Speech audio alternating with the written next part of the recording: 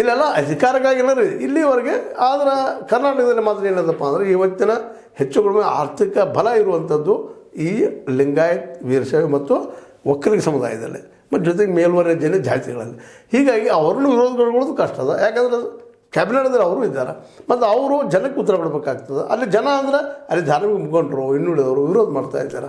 ಹೀಗಾಗಿ ಇದನ್ನು ತಾತ್ಕಾಲಿಕವಾಗಿ ಮುಂದೆ ಹಾಕಿದ್ದಾರೆ.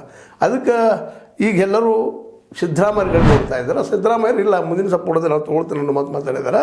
ಮತ್ತು ಇನ್ನೊಂದು ಏನಪ್ಪ ಈ ಸಂದರ್ಭದಲ್ಲಿ ಅಂದರೆ ವೈಜ್ಞಾನಿಕೋ ಇವ್ರು ಹೇಳ್ತಾರೆ ಇಲ್ಲ ವೈಜ್ಞಾನಿಕ ಇಲ್ಲ ಅವೈಜ್ಞಾನಿಕ ಅಂತೇಳಿ. ಅದಕ್ಕೆ 160 ಕೋಟಿ ರೂಪಾಯಿ ಖರ್ಚಾಗಿದೆ. ಎಚ್ ಕಾಂತರಾಜು ಅವರು ಬುದ್ಧಿವಂತರಿದ್ದಾರೆ. ನಂತರ ಬಂದಂಥ ಜಯಪ್ರಕಾಶ್ ಹೆಗಡೆ ಅವರು ಇದು ಮಾಡಿದ್ದಾರೆ. ಇವರೆಲ್ಲ ಮಾಡಿದ ಶ್ರಮ ವ್ಯರ್ಥೇನು ಸುಳ್ಳು ಹೇಳಿದ್ರು ಇವರೆಲ್ಲ ಅನ್ನೋಂಥ ಒಂದು ಪ್ರಶ್ನೆ ಮೂಲಭೂತವಾಗಿ ಉಳಿತದೆ.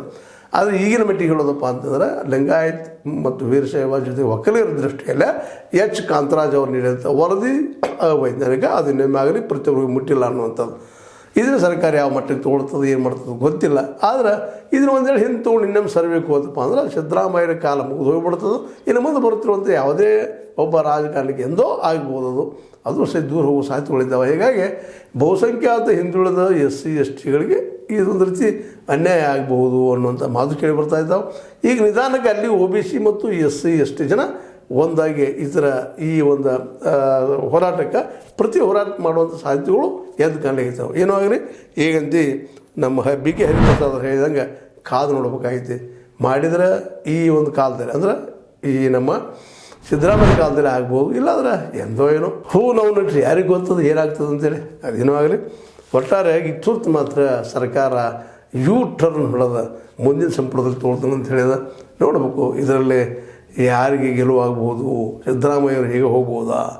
ಯಾಕಂದ್ರೆ ಅವರಿಗೆ ಇತಿಹಾಸದಲ್ಲಿ ಉಳಿಯುವಂಥ ಒಂದು ತಹತಕದ ನಮ್ಮ ದೇವರಾಜ್ ಅರಸರ ನಂತರ ನನ್ನ ಹೆಸರು ಉಳಿಲಿ ಅಂತೇಳಿ ಆ ಒಂದು ಮಹತ್ವಾಕಾಂಕ್ಷೆಯಿಂದ ಮೋಸ್ಟ್ಲಿ ಇದನ್ನು ಮುಂದಿನ ಸಂಪುಟ ಸಭೆಯಲ್ಲಿ ಇಡಬಹುದೇನೋ. ಮತ್ತು ಅದು ಮೊದಲು ಹೊರಗಡೆ ಬರಲಿ ಏನದ ಅಂತೇಳಿ ಅನ್ನೋದು ಭಾಳ ಜನರ ಅಭಿಪ್ರಾಯ. ಇದಕ್ಕೆ ನೀವೇನಂತೀರಿ? ನೀವು ಲೈಕ್ ಮಾಡ್ಬೋದು, ಮಾಡೋದೇನಿರ್ಬೋದು. ಲೈಕ್ ಮಾಡಿ, ಶೇರ್ ಮಾಡಿರಿ, ಕಮೆಂಟ್ ಮಾಡಿರಿ. ಜೊತೆಗೆ ಸಬ್ಸ್ಕ್ರೈಬ್ ಆಗೋದು ನಿಲ್ಲಿಸ್ಲಿಕ್ಕೆ ಹೋಗಬೇಡ್ರಿ. S16 ನ್ಯೂಸ್ ಅರ್ಥಾತ್ ಹೇ ಸೀತಾರಾಮ್ ಇದು ಸತ್ಯದ ಕೈಗನ್ನಡಿ ವಂದನೆ.